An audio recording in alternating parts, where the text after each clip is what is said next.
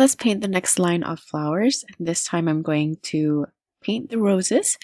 I decided to color my rose peach, so I'm going to use a mix of alizarin crimson, cadmium yellow, and Chinese white in a very thin consistency.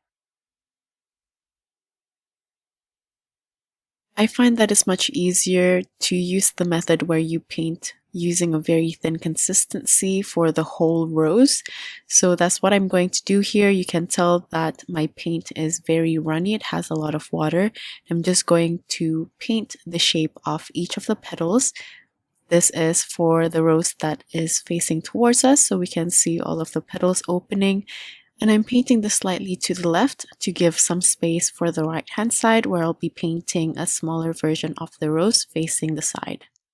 Next, I'm going to follow this up with a darker value of the same color. So this has the crimson as well as cadmium yellow. This time I didn't add Chinese white though, because I want the color to be as vibrant as possible. And I'm painting this fairly quickly on the damp surface of the flower petals, placing most of the pigment at the center, so there's a gradual gradation from the dark center to the softer outer petals. You can see that the outer petals are a bit more wet still, and this is great for us because we can just pick up the excess pigment using a clean dry brush. And here I'm just going to add a bit more contrast to the center, so I'm using a thick consistency of the mix just to place it at the center. Next, I'm going to paint the rose from the side view. I'm starting with the light peach mixture again, so this has a bit of Chinese white in the mixture. I'm going to paint on 2 petals. As you can see, it's still quite vibrant, so I just pick up some excess pigment to make it a bit lighter using a clean dry brush. Now I'm going to follow this up while the surface is still damp to paint on the frills for the top of the petals using the darker value of the same color. On the side, I'm going to use the dark value to paint a loose petal as well, and this is just to add a little bit more elegance and a soft touch to the composition. For the sepal, I just picked up some sap green and I added to the greens that I already had on my palette from the previous mixtures. For roses though, I tend to like using a darker green, so I feel like a mixture of sap green and Payne's gray would be nice to contrast the soft colors of the roses. Now with the light consistency of the green, I'm also going to paint some leaves to decorate the flowers and to frame them nicely. At the corner between these 2 roses, I'm going to add some smaller and finer leaves, whereas at the bottom, I'm going to frame the larger rose with some larger leaves. To make the leaves look less bulky, I tend to prefer using a lighter consistency instead of something that looks more opaque. This way the leaves also look a bit more textured to break the large space.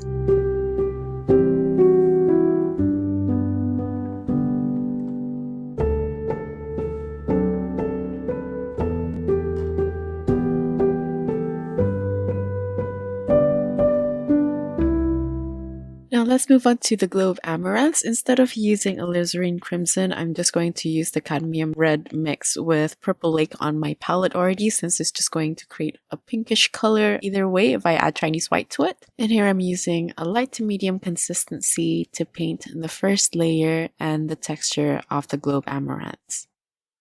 Since I have a large space, I'm going to paint a few of these. I wanted the first one to be the focal point, but I feel like I didn't use the space that I have well enough for this, so I would recommend for you to shift the glow of amaranth closer to the top so there isn't too much empty space on top of it. After that, I just used the previous mix without the Chinese white for a darker version of the same color, while the surface of the base is still a little bit damp. I personally like to paint 2 flowers at a time before adding on the darker value to give the paint time to settle, but it's still quick enough so they don't completely dry.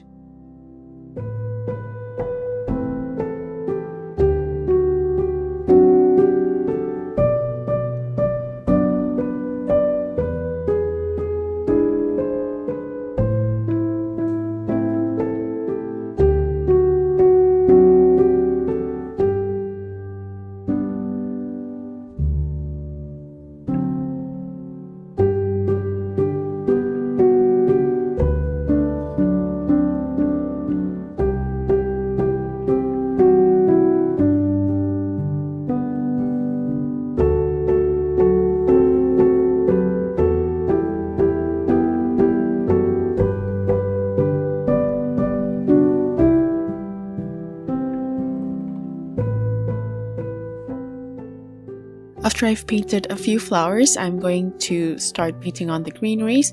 For the leaves, I used a mix of sap green with purple lake. With this, I'm going to paint some round leaves underneath all of the flowers and connect them together with the stem.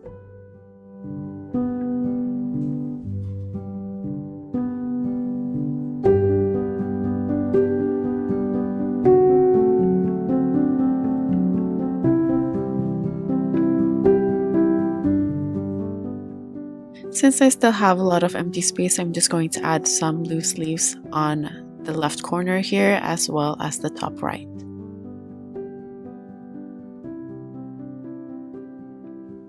The flowers should be completely dry by now, so now I'm going to add the darkest value from alizarin crimson, purple lake, and a tiny bit of Payne's gray so it's not too dark.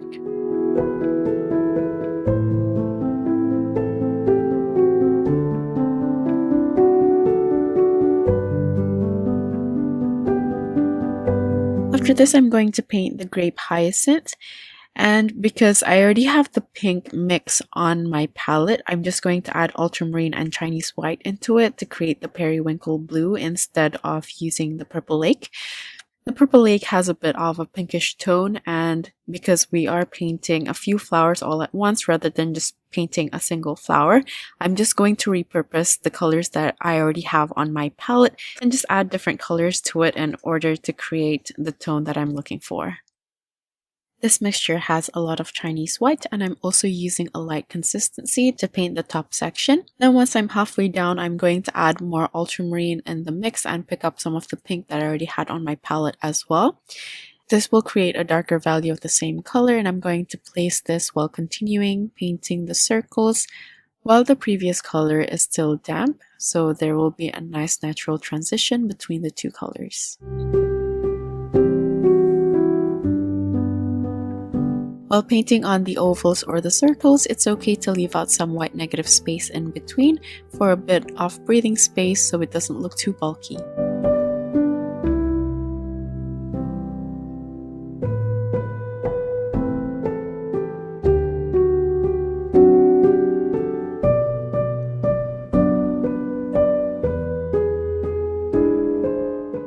For the second one, I feel like the transition between the darker value and the light value is a bit too straight, so I'm going to pick up some paint at the center with tissue.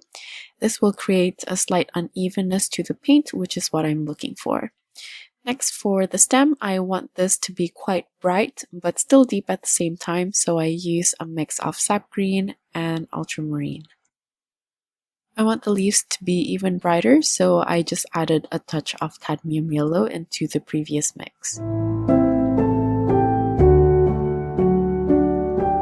Lastly, for a bit of definition, for the grape hyacinth, especially for the darker values at the bottom, I'm just going to line some of the circles as well as the ovals, and then use a clean damp brush to soften the blend for the lighter areas.